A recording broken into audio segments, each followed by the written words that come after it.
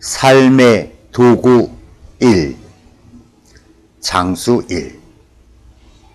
이 세상에 무엇을 도구로 삼아 살아갈까? 수많은 사람들이 그러하듯이 직업을 선택하고 그 직업에 도전하는 것은 이 사회에서 살아가는데 무엇보다도 중요하다. 막상 사회에 나와보면 어떤 회사에 고용되는 것도 어렵지만 그 무엇을 선택한다는 것은 머리 아플 정도로 고민스럽다. 보다 더 중요한 것은 이 사회에 나오기 전에 내가 해야 할 일에 대한 연습이 너무 부족한 것 같다. 이 일은 오직 나만의 일은 아니다. 수많은 직업이 있다 하더라도 내가 할 수 있는 것은 하나도 없다. 설사 도전하고 싶어도 이미 다른 사람들은 저 멀리 달리고 있었다. 흔히 하는 바닥부터 시작하려고 했지만 무엇을 어떻게 어디부터 해야 할지 누군가 이끌어주지 않으면 정말 막막하다. 길을 가다 보면 질비하게 상점들이 늘어져 있지만 자세히 들여다보면 저게 도대체 뭔지 알 수가 없다. 어떻게 보면 다 비슷해 보이고 어떻게 보면 전혀 달라 보이기도 한다. 하여튼 무엇이라도 해야지 놀고 먹을 수 있는 상황은 아닌가. 주위 사람들이 나를 가만히 두지를 않는다. 나중에 느낀 것이지만 누군가 밀려 삶을 선택하는 것은 올바른 일이 아닌 듯 싶다. 그렇지만 세상 많은 사람들은 어쩔 수 없이 자기의 뜻과 관계없이 삶을 선택하는 경우가 너무 많아 안타깝다. 하지만 다 고상한 이야기인지도 모른다. 먹고 살기 위해서 무엇이든지 선택해야 했다. 이리저리 뛰어다니며 고민하다가 우연히 동대문 시장에서 레이스 장사하는 선배를 만나 이런저런 이야기 끝에 그 당시 유행했던 홈패션이란 아이템에 도전하기로 했다. 전혀 제품에 대한 지식이 없는 터라 이 사람 저 사람 통해 배워야 했다. 그야말로 무에서 유의 창조였다. 우선 제일 쉬운 쿠션부터 만들어 보았다. 먼저 원단을 구입했다. 원단에 44인치, 66인치 등이 있는 것은 처음 알았다. 또한 면이 있고 TC가 있고 합성 원단이 있다는 것도 처음 알았다. 처음에는 구별하기도 힘들었지만 자꾸 접해보니 뭐가 뭔지 조금씩 알게 되었다. 우선 쿠션을 만들기 위해서 속을 구입해야 했다. 쿠션 속의 외형 사이즈를 재고 그 사이즈에 따라 겉모양의 원단을 재단했다. 그리고 가정용 재봉틀에 봉제를 했다. 물론 타 제품의 견본품을 구입해 놓은 상태였다. 그런데 문제가 생겼다. 완제품 속에 속을 집어 넣어보니 헐렁헐렁한 것이 쿠션이 아니고 속주머니 같았다. 그때야 난 처음 겉 카바가 속보다 작아야지 쿠션이 된다는 사실을 알았다. 그래서 옆에 있는 견본품을 면도칼로 뜯어봤다. 그리고 잘못 만든 내 제품도 면도칼로 뜯었다. 두 제품을 마주 포개 놓고 다시 천에 가해질을 했다. 이것이 나의 재단사로서 아니 재봉사로서의 첫 관문이었다. 쿠션과 베개는 대중 사이즈로 타 제품에 의해 복제되어 첫 작품이 제작됐다. 다른 모든 소품들도 카트칼로 뜯어지고 새 원단이 포개지어 재단되어 다시 덜덜거리는 재봉틀로 봉제되어 제품이 하나씩 하나씩 복제되었다. 하기야 손으로 꼼지락거리는 것은 부모님으로부터 물려받은 재산인 것 같다. 드디어 조그만 가게를 얻어 개점하기로 했다. 나도 그야말로 백화점 브랜드가 되는 꿈을 조심스럽게 꾸기 시작했다. 항상 나는 꿈을 많이 꾸는 녀석인 것 같다. 아버님의 도움으로 진열대를 만들고 가정용 재봉틀에 받침대를 부착하여 작업을 용이하게 했다. 개점 전날은 모든 식구들이 매달려 작업에 몰두했다. 일컬어 간의 공장이 되어버리는 것이다. 우리 집안에서 최초의 장사꾼이 태어나는 순간이었다. 나는 로고도 만들고 간판과 쇼윈도우 광고 문구를 직접 제작했다. 상품의 제작부터 매장 가구 제작, 간해공업 작업실 제작, 간판 디자인, 쇼윈도우 디자인, 전기공사, 로고 제작까지 아버지와 나는 누구의 도움 없이 손수 제작했다. 아버지와 나는 손재주가 있어서 직접 만들 수 있었다. 하기야 누구에게 부탁하고 금전을 치를 경제적 여유가 내게는 없었다. 개점날은 점점 다가왔다. 정말 어설프고 모르는 것들 뿐이고 어느 하나도 장사를 할 만한 지식도 없었다. 그저 내가 해야 한다는 생각뿐이다. 어떻든 어느 정도 준비가 마무리되어서 친구, 선배들에게 연락했다. 첫날이다. 모든 것이 정말 말도 안 될 정도로 어수룩했다. 누가 모르는 얼굴이 와서 뭐라고 물어보면 입이 떨어질지도 의문스럽다. 매장 입구문도 고개를 숙여 들어올 정도로 반만 열었다. 창피해서다. 돌아보면 부족한 것이 너무 많은 것 같다. 진짜 초짜라는데 더 이상 설명이 붙는 것이 더 이상하다. 오후가 돼서야 아는 얼굴이 하나씩 나타나 물건을 사주기 시작하면서 어색한 기분이 조금씩 풀리기 시작했다. 그때서야 셔터 문도 완전히 올릴 수 있는 용기가 생겼다. 저녁 무렵쯤 되어서 우리가 만들어 온 물건들은 연고 판매로 모두 동이 났다. 열심히 했지만 그렇게 많은 물건을 만들 수 있는 시간도 실력도 못 되었다. 이렇게 영업 첫날에 셔터문은 내려지고 다시 영업을 개시한 데는 3일 이상이 소요됐다. 물건이 그렇게 하루아침에 나오지 않았기 때문이다.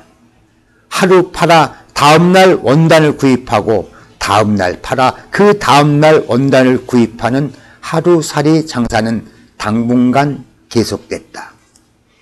결국은 대부분의 상품은 주문 제작에 의존했고 즉석에서 색깔을 고르고 특정한 사이즈에 맞추어 제작하는 형태의 장사였다.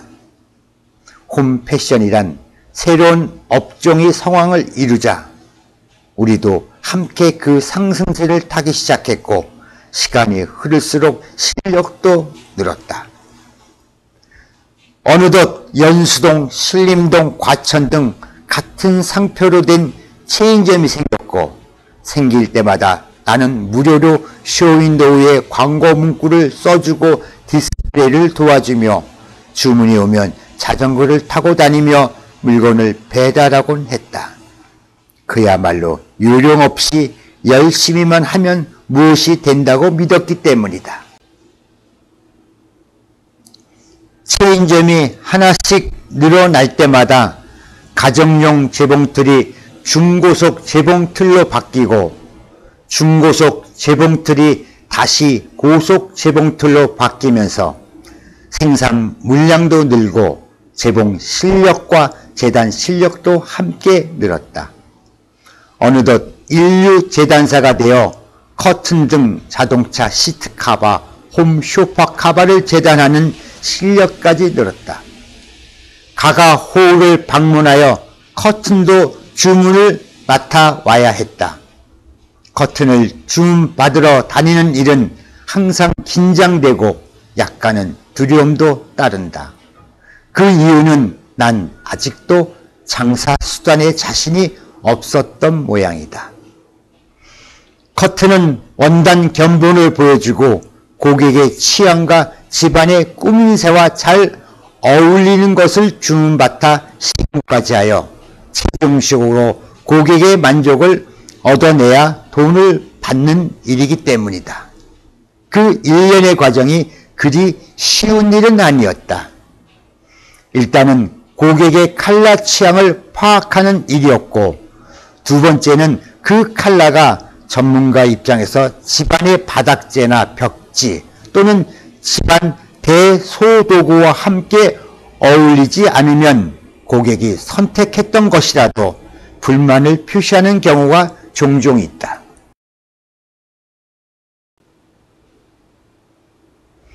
컬러에도 나이가 있다. 어린아이는 원색을 좋아하고 꽃무늬보다 동물무늬 형태를 좋아한다. 나이 들면서 꽃무늬 쪽으로 선호하는 경향으로 조금씩 변해간다. 모든 사람이 다 그런 것은 아니지만 대부분 그렇다. 어른들은 비교적 단색을 좋아한다. 컬러의 시대적 유행도 있지만 비교적 나이가 들수록 큰 꽃무늬보다 잔 꽃무늬를 좋아하는 경향이 있다. 컬러에도 직업이 있다. 보통 단순 노동을 하는 사람은 비교적 컬러에 신경을 쓰지 않는 경우가 많지만 간혹 어린아이와 비슷하게 원색이나 큰 꽃무늬가 있는 강한 배색을 선호하고 두뇌를 많이 쓰는 직업을 가진 사람은 다소가 단색 무늬를 선호한다. 이들 중엔 단색도 파스텔 쪽 색깔만 좋아하는 사람도 있다. 모든 사람들은 자기가 좋아하는 컬러를 누구나 한두 가지씩 가지고 있다. 그래서 대부분 여성들도 옷을 사러 백화점에 갔다가 서너 시간 돌아다녀도 첫눈에 마음에 드는 옷을 다시 사러 가는 것은 그 사람의 색깔에 대한 고정관념이 있기 때문이다. 하지만 커튼의 경우는 조금 다르다. 집안의 대도구와 집안 주인 컬러 취향이 맞아 떨어져야 하고 그것이 바닥재와 벽재와 함께 어울려야 한다. 이런 네 가지 요소가 하나로 묶여서 커튼지가 선택된다. 참고로 실내 디자인 형성하는 데는 완톤이 보편적이고 간혹 투톤까지도 이해되지만 세 가지 이상이면 그것은 잘 되어 있는 디자인이라고 이야기하기는 조금 힘들다. 간혹 이것저것 서로 어울리지도 않는 비싼 가구만 골라 집안에 갖다 놓고 폼 잡는 졸부들 집이 바로 그러하다. 디자인이란 단어 앞에서 이러쿵저러쿵 하는 것이 조금은 쑥스럽지만 하여튼 나의 어설픈 전문성과 고객의 컬러의 선호도가 잘 타협되어 원단이 결정되면 간단한 부속품이 결정되어 주문이 끝난다. 항상 새로운 관객을 만나 공연을 하는 두려움과 떨림이 있듯이 새로운 고객을 만나 취향을 파악하고 약간의 전문적 지식을 넣어 제품이 제작되어 시공하여 주문한 고객의 만족도를 느끼면서 먹고 사는 직업이다.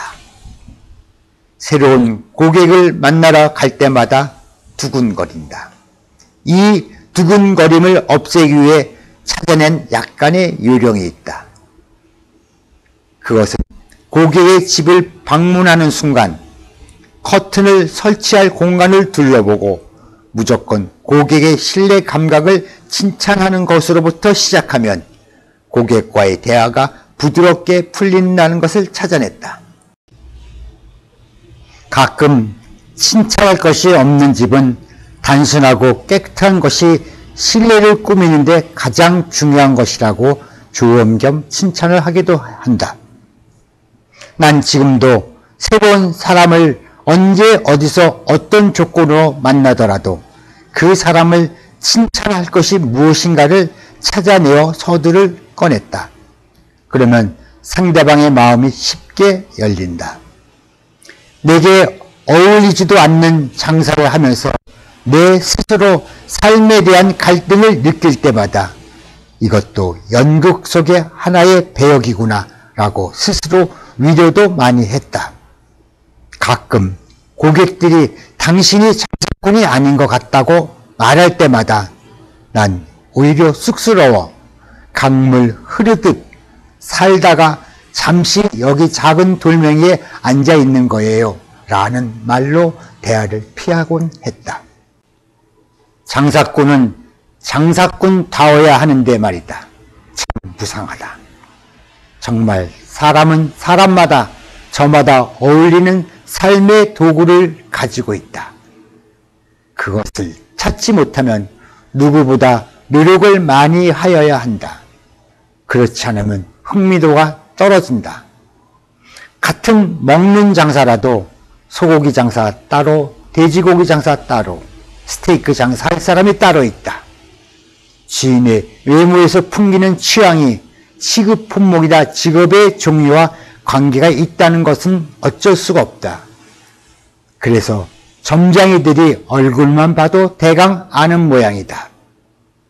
이렇게 강물 흘러가듯이 살다가 잠시 머물었던 나의 삶의 수도로 이용되었던 일이 천지개벽이 되는 대지진이 일어났다.